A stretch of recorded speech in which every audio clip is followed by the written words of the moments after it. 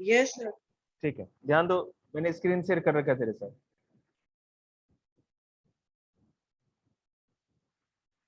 देखिए हमारा chapter motion है, ठीक है।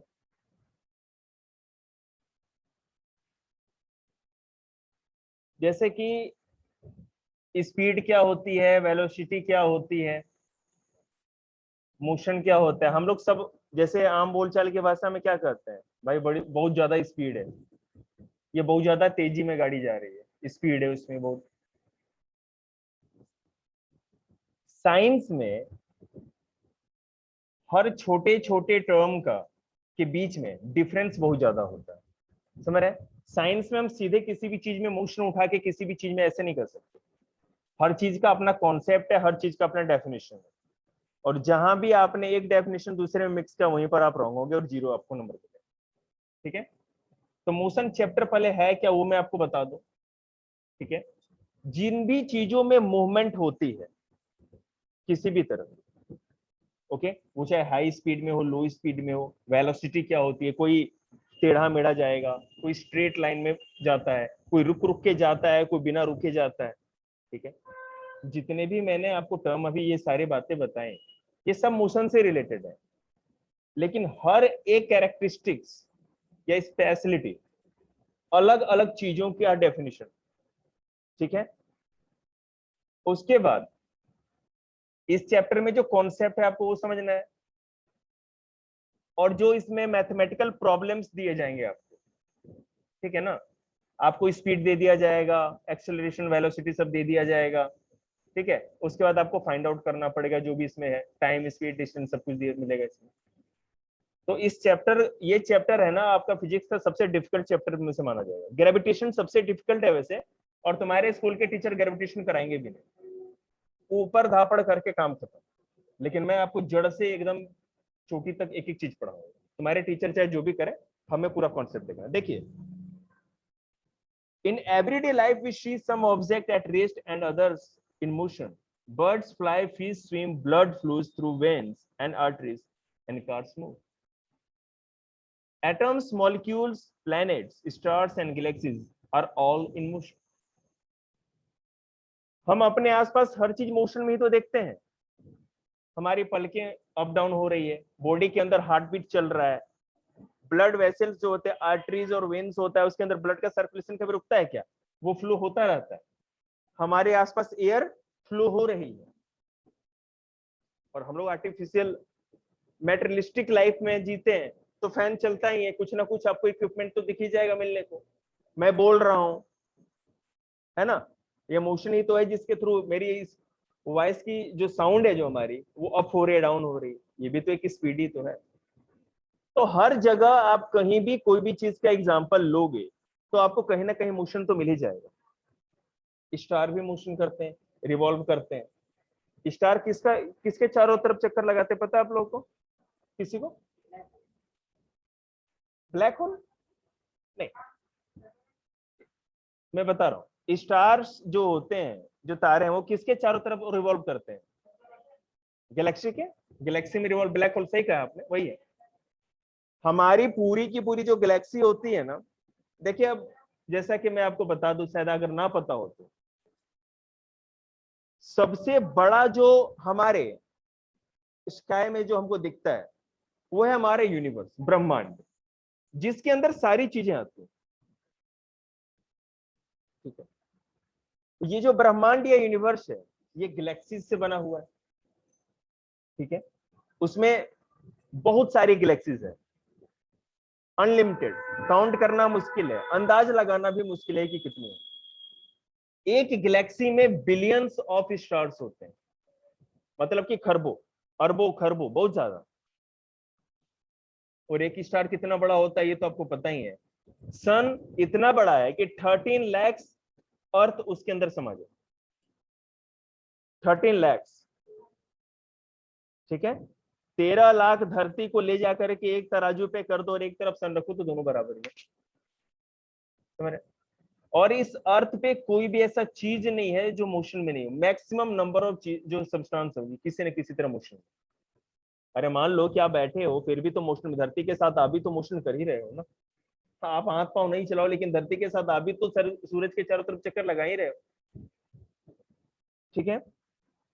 However, there are situations where the motion is inferred through indirect evidence. For example, we infer the motion of air by observing the movement of dust and the movement of leaves and branches of trees. हर बार हम motion को जज तो नहीं कर सकते ना, देख नहीं सकते। कहेंगे देखो वो मोशन जा रहा है, ऐसा तो नहीं हो सकता ना। अगर हवा तेज बहती है तो क्या होगा, उसके साथ डस्ट उड़ेगी।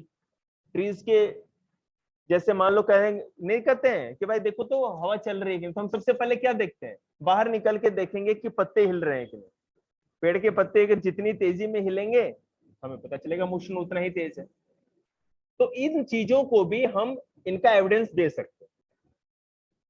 एयर का कोई एविडेंस किस तरह देंगे, वही ना, एयर जिन चीजों पे इफेक्ट डालता है उन इफेक्ट्स को देख के हम जज कर सकते हैं, ठीक है। हवा तेज है, हवा मीडियम है, या हवा बिल्कुल नहीं है। अगर पत्ते बिल्कुल नहीं रहे इट मींस हवा की स्पीड, हवा तो है, ये मत कर देना कि एयर है ही नहीं है, तो धरती खत्म।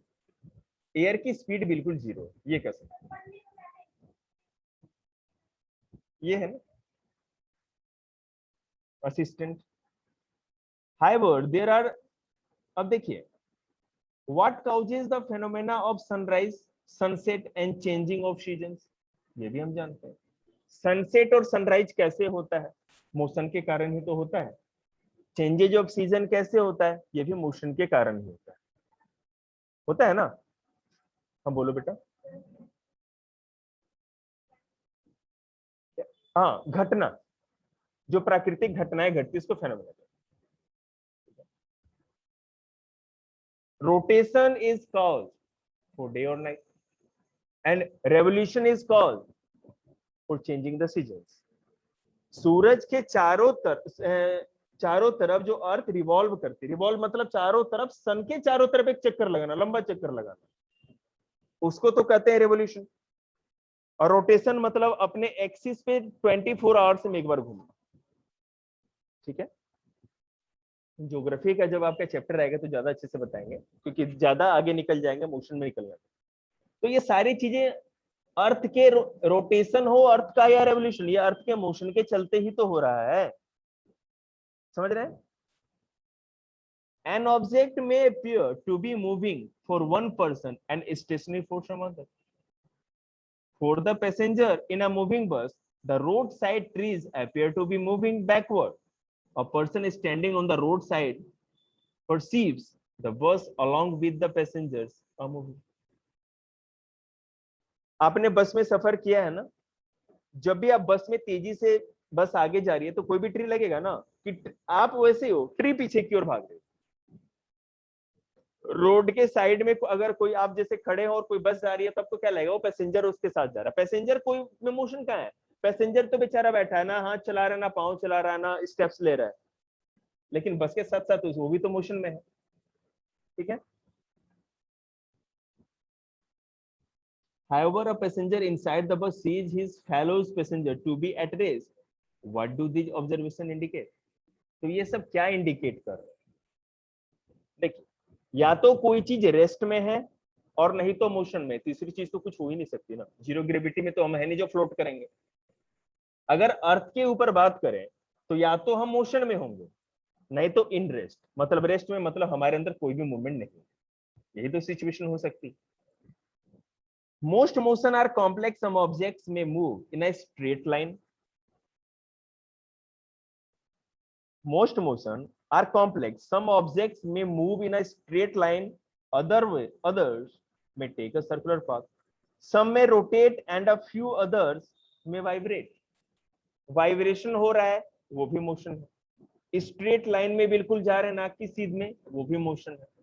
रुक रुक के जाना वो भी मोशन है। आप यहां से चले, मैंने कहा कि आप घर से जाके बुक ले आओ, आप बुक नहीं लेके, आप क्या करेंगे, पहले यहां से निकलेंगे तो सड़क की साइड आप वेट करोगे कि कोई व्हीकल क्रॉस तो नहीं कर रहा, फिर सड़क को क्रॉस करोगे, फिर गली में पहले गली के उस कॉर्नर पे जाओगे, फिर वहां से फिर राइट टर्न लोगे, फिर वहां से जहां भी टर्न लेना है। तो आप रुक रुक के जा रहे हैं। और हम कहें कि भाई चलो साइकिल से रेस लगाते हैं, यहां से चौक तक एकदम सीधी लाइन में जा रहे हैं हम लोग, सीधी सड़क है, सीधी जा रहे हैं, तो वो बिल्कुल स्ट्रेट पाथ पे है ना। तो अलग अलग टाइप के मोशन है। In this chapter, we shall first learn to describe the motion of object along a straight line. We shall also learn to express such motions through simple equation and graph. Later, we shall discuss ways of describing circular motion. सबसे पहले क्या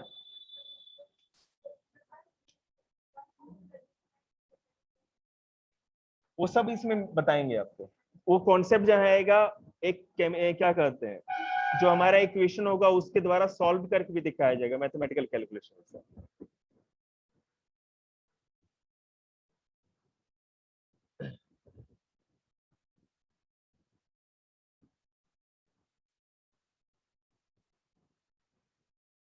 तो इतना तक तो हम समझ गए इतने लेक्चर में हम लोग कि मोशन हमारे फिजिक्स का और सॉरी फिजिक्स तो है ही, हमारे लाइफ से जुड़ा हुआ एक बहुत ही इंपॉर्टेंट कॉन्सेप्ट है।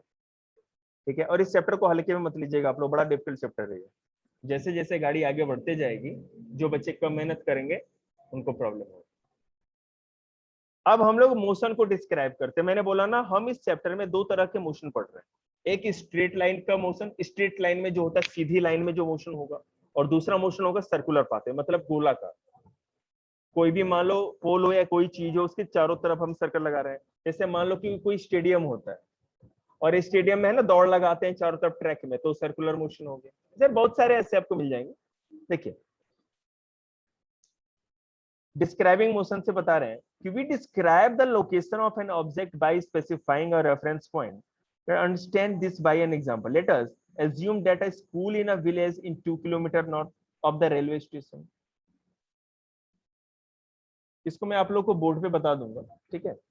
We have specified the position of the school with respect to the railway station. In this example, the railway station is the reference point. Okay, we could have also chosen other reference point according to our convenience. Therefore, to describe the position of an object, we need to specify a reference point is called the origin. देखिए इसमें क्या कहा जा रहा है कि हमने दो एग्जांपल लिए, एक हमारा स्कूल और स्कूल से रेलवे स्टेशन को, दो प्लेसेस है। कहा यह जा रहा है रेलवे हमारे गांव में, जैसे घेवड़ा रेलवे स्टेशन है ना, तो अप्रोक्सीमेटली 2 to 3 किलोमीटर होगा, वो इतना ही होगा।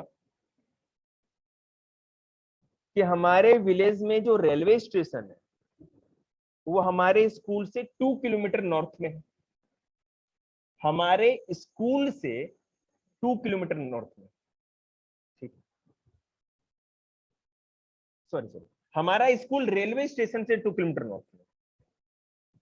तो हम रेफरेंस किसका ले, जैसे मैं कहूं कि लक्ष्य दीपक से 2 केजी ज्यादा वेट में, मतलब ज्यादा हैवी है, तो रेफरेंस किससे लिया गया, दीपक से ना, कंपेयर तो दीपक से कर रहे हैं।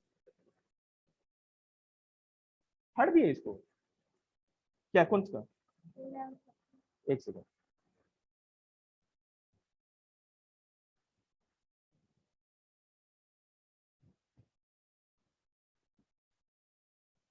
तो कहा जा रहा है कि let us understand assume that a school in a village is 2 kilometre north of the railway station. Railway station यहाँ रेफरेंस पॉइंट है हमारा, बोर्ड पे देखिएगा। तुम इसी तरह इमेजिन करो भाई यारो, उतना जल्दी मैंने सेटअप नहीं बनाया।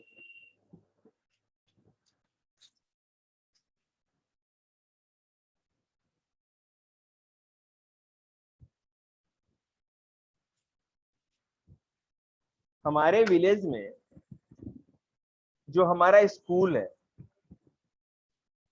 ठीक है, वो रेलवे स्टेशन से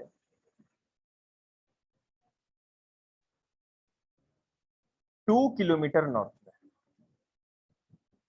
आप लोग को लग रहा है सर क्या पढ़ा रहा है, बहुत इंपॉर्टेंट है ये, अगर कैलकुलेशन नहीं सीखेंगे इक्वेशन में गड़बड़ होगा।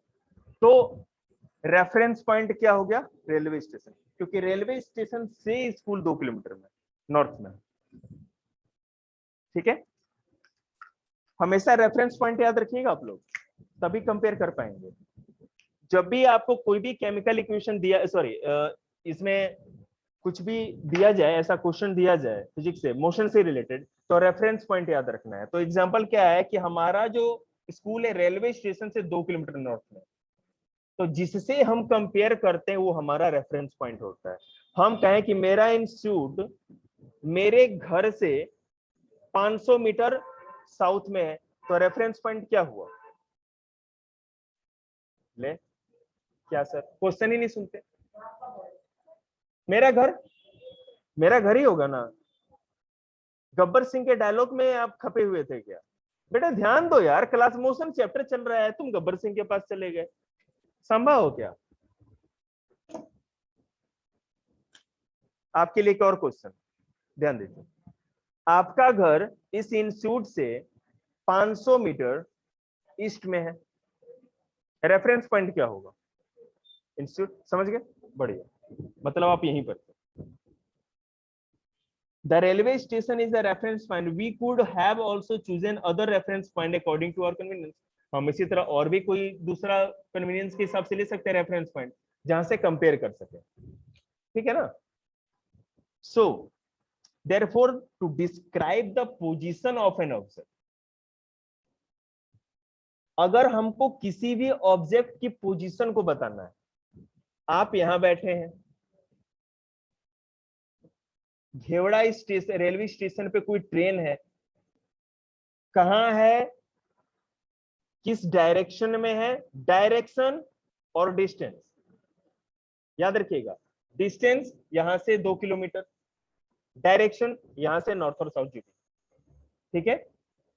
तो आपको किसी भी ऑब्जेक्ट के पॉइंट को डिस्क्राइब करने के लिए दो चीजों का पता होना चाहिए। एक वो कितने डिस्टेंस पे है, कितनी दूरी कितनी है उसकी किसी जगह से, और दूसरा कि उसका डायरेक्शन क्या है। Therefore, to describe the position of an object, we need to specify a reference point called the origin. तो किसी भी चीज के पोजीशन को डिस्क्राइब करने के लिए हमको रेफरेंस पॉइंट पता होना चाहिए, जिसको कि रेफरेंस पॉइंट को हम ओरिजिन भी करते हैं, ठीक है? आगे देखिए, motion along a straight line, एक सीधी लाइन में जो मोशन हो रहा है, बोर हो रहा है ना, होना जरूरी है। देखिए, the simplest type of motion is the motion along a straight line. Simple है, किसी भी स्ट्रेट लाइन में जो मोशन होता है ना, वो मोशन का सबसे सिंपलेस्ट फॉर्म होता है। कोई चीज किसी, जैसे मान लीजिए बेटा कि बाहर रोड पे कोई बस जा रही है, उसके अंदर मोशन हो रहा है, सीधी सड़क है, सीधी सीधे सड़क पे जा रही है। आप नरेला पे जाएंगे, NH1 है जो जीटी ग्रैंड ट्रंक रोड है, ठीक है? अपनी व्हीकल को वहां लाइए और सीधे सीधे चलते जाइए, आ जाओ बेटा, सीधे सीधे चलते जाइए, यहां जाना, स्ट्रेट लाइन में मोशन होगा, कहीं भी आपको टर्न नहीं लेना है। गए हैं कभी रोड पे, NH1 पे, पानीपत सोनीपत वाले पे, कुरुक्षेत्र वाले पे गए होंगे, तो अब सीधा सीधा जाना है, कहीं नहीं मुड़ना है, सीधे जाके है ना एकदम बिल्कुल टक्कर पे आपको क्या मिलेगा, चंडीगढ़, वहां से कुछ टर्न ऑन लेना पड़ेगा, बात समझ रहे? तो ये अगर उस रोड पे अगर आप कोई मोशन हो रहा है तो क्या कहेंगे, स्ट्रेट मोशन होगा, स्ट्रेट लाइन लिनियर मोशन हो गया वो। We shall first learn to describe this by an example. हम एग्जांपल लेते हैं। Consider the motion of an object moving along a straight path. The object, अच्छा notebook, the object starts its journey from zero. मैं board पे दिखाता हूँ, ये रख देना दबा के। आ रहा हो तुम, ये देखना, ये दिख रहा है ना आपको? Yes sir. ठीक है, मैं इन बच्चों को यहाँ दिखाता हूँ।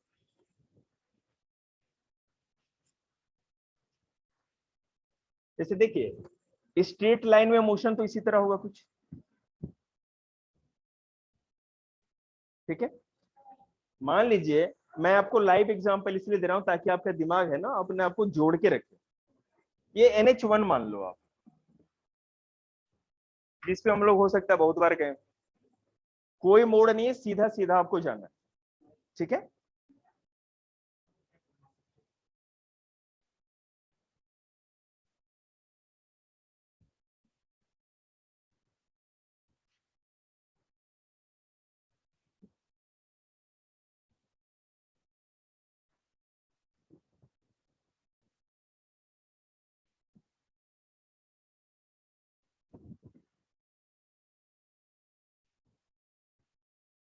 ओ सॉरी, मैंने एक मिस कर दिया सर, 35।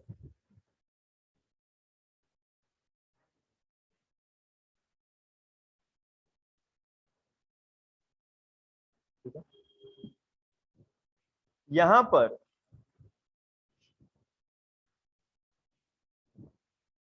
मैं मिस क्यों कर रहा हूँ, फिर 25 भी रह गया यार, कहाँ दिमाग है मेरा आज।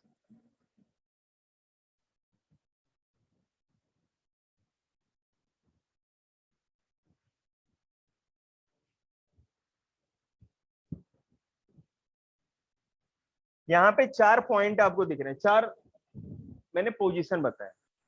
ये हमारा स्ट्रेट लाइन में मोशन हो रहा है किसी चीज का, ये किलोमीटर में है। हम जीरो से स्टार्ट करते हैं तो ये हमारा होता है रेफरेंस पॉइंट, जिसको कि ओरिजिन भी कहते हैं। अब अगर आपको बताना है, ध्यान दीजिएगा कि ऑब्जेक्ट ए कितनी दूरी पे है, तो कंपेयर किससे करेंगे, जीरो से कर रहे हैं ना, तो जीरो से कंपेयर करेंगे तो कहेंगे 60 किलोमीटर की डिस्टेंस पे। ठीक है, तो अगर आपको ओरिजिन या रेफरेंस पॉइंट नहीं पता नहीं होता तो आप बता पाते क्या, बता ही नहीं सकते थे आप। अगर मैं कहूं कि ऑब्जेक्ट सी कितने डिस्टेंस पे है तो सीधे 25 बताएंगे किलोमीटर, और रेफरेंस पॉइंट क्या रहेगा, जीरो। उसी तरह ऑब्जेक्ट बी को बताएं तो हम कहेंगे कि 35 kilometre from object D, 25 kilometre away from object D, and 60 kilometre away from object D. Her bar reference point हमारा डी ही रहेगा, और अलग अलग ऑब्जेक्ट को कंपेयर करके बताएंगे कि कौन कितने डिस्टेंस पे। ठीक है, इस एग्जांपल से हमको ये समझ में आता है कि रेफरेंस पॉइंट या ओरिजिन कितना जरूरी है। अगर आपको रेफरेंस पॉइंट पता नहीं है तो आप, जब आपको क्वेश्चंस दिए जाएंगे मैथमेटिकल क्वेश्चन, तो आप डिस्टेंस निकालोगे कैसे। ठीक है ना, देखिए समझ में आया भाई तुमको, आ रहा हूं। Yes sir. ठीक है, अब देखो इसमें जो आपको बोर्ड पे दिख रहा है, इसमें बहुत सारे कॉन्सेप्ट छुपे हुए हैं जो कि हमारे न्यूमेरिकल्स के, फिजिक्स के न्यूमेरिकल्स के लिए इंपॉर्टेंट है। बहुत सारे कॉन्सेप्ट, और वो कॉन्सेप्ट्स क्या क्या, देखिए। अब अगर हम कहें कि the total path length covered by the object is OA plus OC, that is 60 kilometre plus 35 equal to 95 kilometre. मतलब इसको O कर दो ताकि मैं जब बोलूं तो आप लोग कंफ्यूज मत करना, ये O है पॉइंट, ओरिजिन। अगर हम कहें कि object, the total path length covered by the object is OA plus OC। OA देखो, O से A तक की दूरी कितनी, और OC। ठीक है, तो हम क्या करेंगे, आपको पता है OA की डिस्टेंस है 60 किलोमीटर। A जो ऑब्जेक्ट है जब O से स्टार्ट करता है तो कितने किलोमीटर तक जाता है, 60 किलोमीटर तक। हमने लिया 60 किलोमीटर। और फिर कहा जा रहा है कि जो C था उसने कितने किलोमीटर की जर्नी की, 25, तो मतलब OC। तो दोनों जो ऑब्जेक्ट थे या पर्सन थे उसने टोटल डिस्टेंस कितना कवर किया, तो हम क्या करेंगे, OA प्लस OC, 60 प्लस 25, तो कितना हो जाएगा, 85 किलोमीटर। सिंपल है ये तो। ठीक है,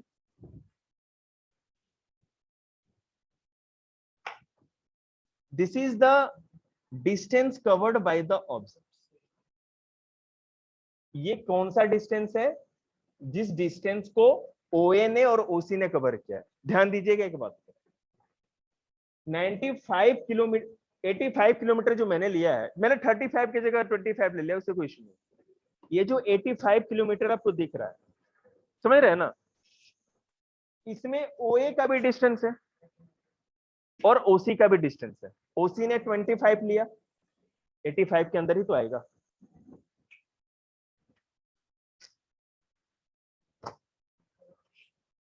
ओए ने 60 किलोमीटर का डिस्टेंस कवर किया, वो भी 85 के अंदर ही तो है ना। तो हम अगर दोनों के डिस्टेंस को प्लस कर लें तो ये पता चल जाएगा कि दोनों ने टोटल मिला के कितनी डिस्टेंस कवर की। To describe distance, we need to specify only the numerals value and not the direction of motion. अगर हमको डिस्टेंस पता करनी है कि ए ने कितना डिस्टेंस कवर किया, सी ने कितना डिस्टेंस कवर किया, तो न्यूमरल को हमको केवल देखना होता है कि how many kilometres they travelled, बस वो देखना है। किस डायरेक्शन में गए इससे हमें कोई मतलब नहीं, ठीक है। There are certain quantities which are described by specifying only their numeral values. The numeral values of a physical quantity is its magnitude. देखिए, जो न्यूमरल वैल्यू है, जितना मैंने न्यूमरल वैल्यू लिखा है ना, 5, 10, 15, 20 से लेके 60 तक लिखा है, ये न्यूमरल वैल्यू है और ये केवल फिजिकल क्वांटिटी जिसको हम पता कर सकते हैं, देख सकते हैं, ठीक है। Show physical quantity of a physical quantity is its magnitude. Magnitude का मतलब है कि कितना ज्यादा, क्वांटिटी, ठीक है। क्वांटिटी दिख ही रहा है, अब मैग्नीट्यूड दिख रहा है ना। 60 किलोमीटर का मैग्नीट्यूड ज्यादा हो गया 25 का, 60 का कंपेयर कर सकते हैं। मैग्नीट्यूड है ना, तीव्रता, तेजी दिखाई जा रही है, कौन कितना ज्यादा गया, कौन कितना कम गया, ये मैग्नीट्यूड होता है। From this example, can you find out the distance of a final position C of the object from the initial position O? पता लगा सकते हैं। इनिशियल पॉइंट O है, से फाइनल पोजीशन C तक कैसे पता लगाएंगे? देखिए, this difference will give you a numeral value of the displacement of the object from O to C through A.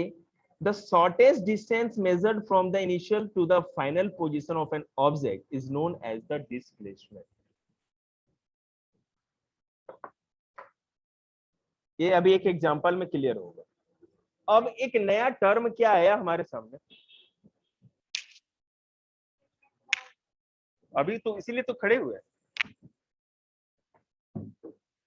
देखिए,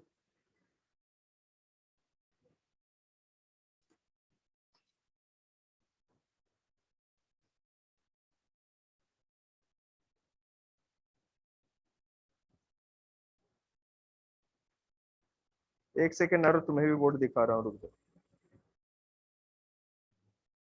नहीं आ रहा, तुम्हें बोर्ड नहीं दिखा रहा, टाइम हो गया, कोई बात नहीं, तुम समझ जाओगे।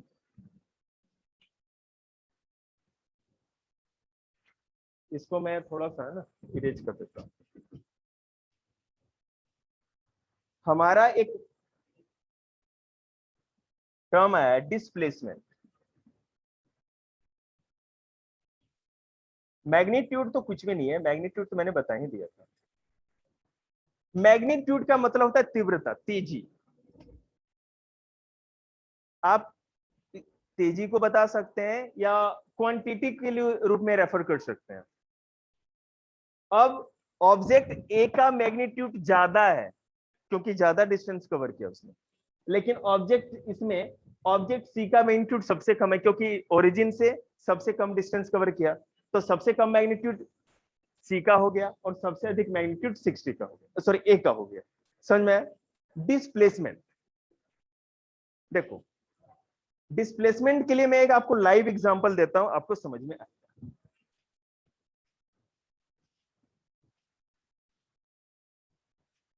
जैसे मान लीजिए, जिस तरह आपका जो मैंने एग्जांपल दिया था ना, वो डिस्प्लेसमेंट था। देखो कैसे लक्ष्य इनशूट से चलता है, सड़क क्रॉस करता है, सड़क के इस पार आया,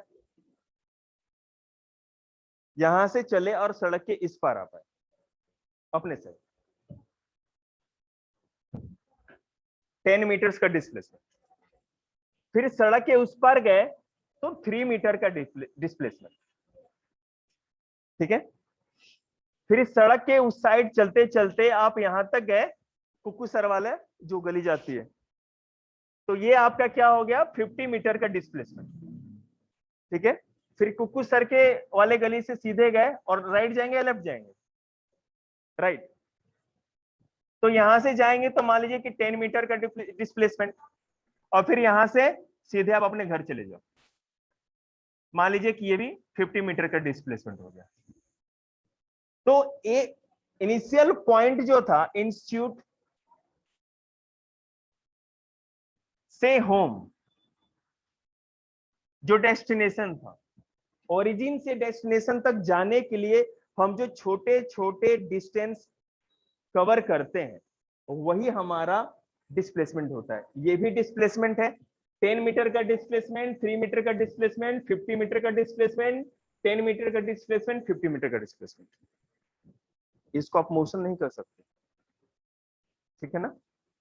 मोशन एक बहुत बड़ा कॉन्सेप्ट है, उसके अंदर डिस्प्लेसमेंट है, बहुत सारी चीजें आती है। तो आप किसी भी ओरिजिन से लेकर के अपने डेस्टिनेशन तक पहुंचने के लिए जिन छोटे छोटे डिस्टेंस को कवर करते हो वही होता है डिस्प्लेसमेंट। Is it clear? आगे देखिए,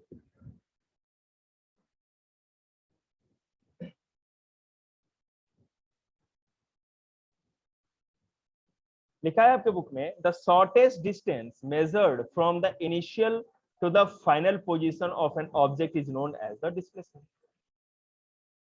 आपके ओरिजिन से लेकर के जो फाइनल आपका पोजीशन है, डेस्टिनेशन, वहां तक पहुंचने के लिए जो शॉर्टर डिस्टेंस होगा वही आपका डिस्प्लेसमेंट। हर एक नया डिस्प्लेसमेंट ही है, ठीक है।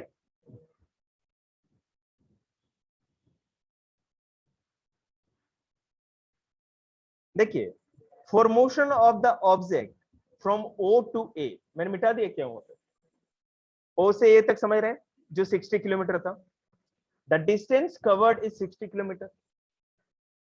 ओरिजिन जो ओ मैंने बनाया था जीरो लेवल पे, वहां से कोई ऑब्जेक्ट जो ए था 60 किलोमीटर तक गया था, तो डिस्प्लेसमेंट कितने का होगा? 60 किलोमीटर का, क्योंकि पता है वहां ब्रेक नहीं हुआ, कुछ भी स्ट्रेट लाइन में था।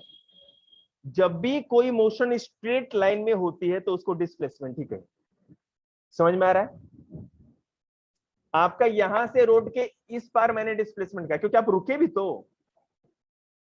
अब ऐसा थोड़ी आप सुपरमैन है जो उड़ा के निकल जाएगा गाड़ी, तो कोई टेंशन नहीं।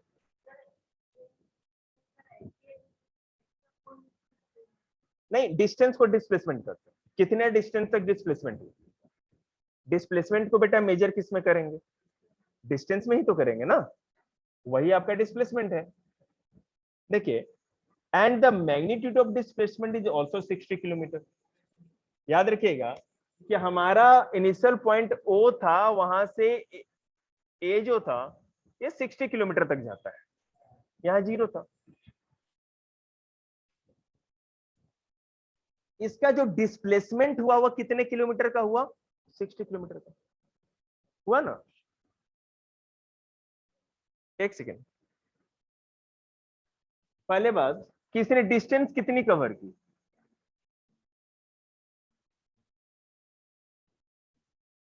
60 किलोमीटर। और मैंने आपको बताया कि क्वांटिटी को ही बेटा मैग्नीट्यूड कहते हैं। मैं आपको बता रहा हूं, एक सेकंड दो मेरे को। क्वांटिटी को मैग्नीट्यूड कहते हैं। तो कितना किलोमीटर डिस्टेंस कवर किया इसने? 60। तो मैग्नीट्यूड भी इसका क्या हो गया? 60 किलोमीटर ही होगा।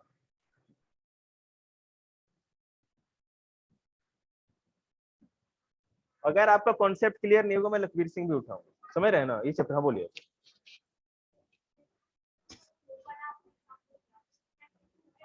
किसमें?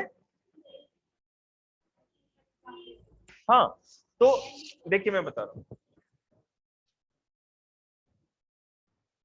अब आप ये पूछो कि सर आप इंस्टीट्यूट से होम की पूरी पूछ रहे हो या इंस्टीट्यूट से सड़क के इस पार या हर एक हिस्से की पूछ रहे हो? आप किसकी पूछ रहे हो?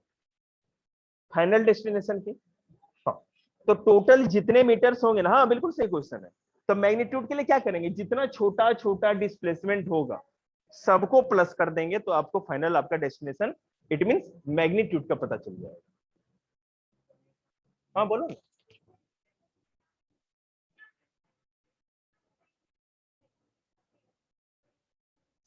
वो ऐसा कुछ नहीं होगा। देखिए, वैसे क्वेश्चंस नहीं होते हैं, ठीक है ना। हर छोटे, ये मैंने आपको समझाने के लिए, डेफिनेशन के लिए बताया है, ताकि आपको समझ में आए ये चीज, ठीक है। हाँ, और ये पूरा डिस्प्लेसमेंट भी है, क्योंकि आप कहीं रुके नहीं ना। याद रखिएगा। हाँ, एक मैं आपको एक कंडीशन बताता हूँ, एक सिचुएशन हो जाए तो प्रॉब्लम होगी। 0 से 60 किलोमीटर तक कोई जा रहा है, आप जा रहे हो, सीधी सड़क है, कोई टर्न आपने नहीं लिया, मतलब पता है क्या किया, अगर यहां से बीच में जाके कहीं आपने स्टॉप नहीं किया, तो अगर वहां जाके स्टॉप करके एनएच के किनारे अगर आप चाय कॉफी पीने लगे तो ये एक डिस्प्लेसमेंट हो जाएगा और फिर ये दूसरा डिस्प्लेसमेंट होगा। और अगर आप नॉन स्टॉप चलते गए 60 किलोमीटर डेस्टिनेशन पे जाके ही रुके, इट मींस वो पूरा का पूरा एक डिस्प्लेसमेंट बना गया। समझ में आया आपको? सो during its motion from O to A and back to B, distance covered 60 kilometre plus 25 kilometre. अब देखिए एक सिचुएशन और भी होगी आपके साथ।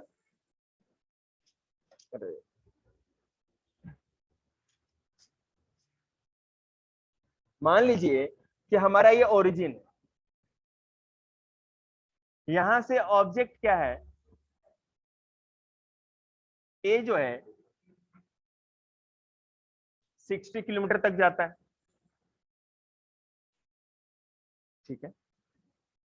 उसने फिर क्या किया, 60 किलोमीटर जाने के बाद फिर लौटता है, वो कहीं पर लौटेगा और लौट के फिर 25 किलोमीटर तक आता है। यहां ध्यान, 60 किलोमीटर जा रहा है फाइनल पॉइंट तक, फाइनल डेस्टिनेशन, और फिर लौट करके वो यहां पर आता है जो ये पॉइंट आपका सी है। सो अब हमसे पूछा जाए कि ए ने टोटल डिस्टेंस कितनी कवर की, तो हम क्या करेंगे, ओ ए प्लस ए सी, ठीक है बेटा, 60 प्लस 25,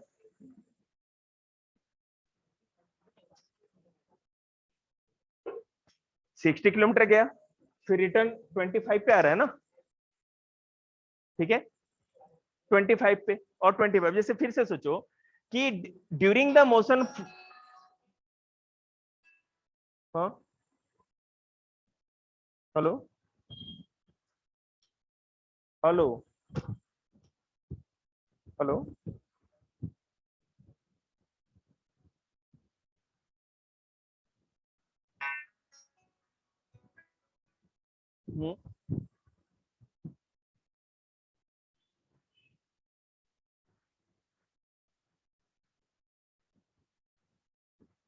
देखिए कहा जा रहा है इसमें, फिर से ध्यान देना कि ए for motion of the object from O to A, the distance covered is 60 kilometre, O से A तक 60 किलोमीटर कवर किया। During its motion from O to A and back to B, तो C लिख दिया मैंने, कोई B मान लो, B तक बैक अगर होता है वो, तो डिस्टेंस कवर्ड 60 किलोमीटर प्लस 25, ठीक है। तो दो डिस्प्लेसमेंट हो गए, लेकिन टोटल डिस्टेंस कितना कवर किया, जब दोनों को प्लस करेंगे तब पता चलेगा। आपको ये बहुत सिंपल सिंपल सा लग रहा होगा कि सर क्या ये तो पता ही है, वहां तक जाएगा लौट के आएगा तो उतना ही होगा, लेकिन अभी आपको पता चलेगा। हाँ हाँ,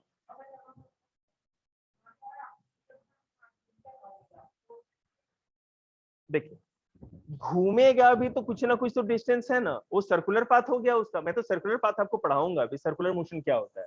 घूमेगा भी तो कुछ ना कुछ तो मोशन करेगा ना भाई, मेरी बात सुनिए, आप या तो स्ट्रेट लाइन में जाएंगे किसी चीज की तरफ डिस्टेंस कवर करेंगे, और नहीं तो सर्कुलर मोशन करेंगे, लेकिन डिस्टेंस तो उतना कवर होगा ना। आप या तो सीधे सीधे अपने घर की तरफ जाओ, और नहीं तो गोल दौड़ते हुए जाओ, ज्यादा डिस्टेंस कवर करोगे, लेकिन डिस्टेंस तो कवर करोगे ना, तो उतना ही डिस्टेंस ट्रेवल होगा आपका। मैं आपकी बात को समझ गया, आप ये कहना चाह रहे हो कि अगर मान लीजिए कि कोई यहां से यहां तक डिस्टेंस कवर हुई, एक डिस्प्लेसमेंट, आप कह रहे हो सर जी यहां से ऐसे घूम के अगर ऐसे जाए तो क्या, ये बात, या यहां पर घूम के और फिर स्ट्रेट में जाए, तो उससे क्या दिक्कत है, कोई क्वेश्चन है? हाँ तो यहाँ पर थोड़ा सा एक, हाँ ठीक है, ओके, ये डिस्प्लेसमेंट नहीं माना जाएगा, ये सर्कुलर, ये मैं कहना चाह रहा हूँ, स्ट्रेट लाइन में ही कोई है ना डिस्प्लेसमेंट माना जाता है, नहीं नहीं नहीं, सर्कुलर नहीं होता डिस्प्लेसमेंट। ठीक है, आज इतना ही रखते हैं, कल और पढ़ाएंगे आप लोग को, 10th क्लास का टाइम हो गया।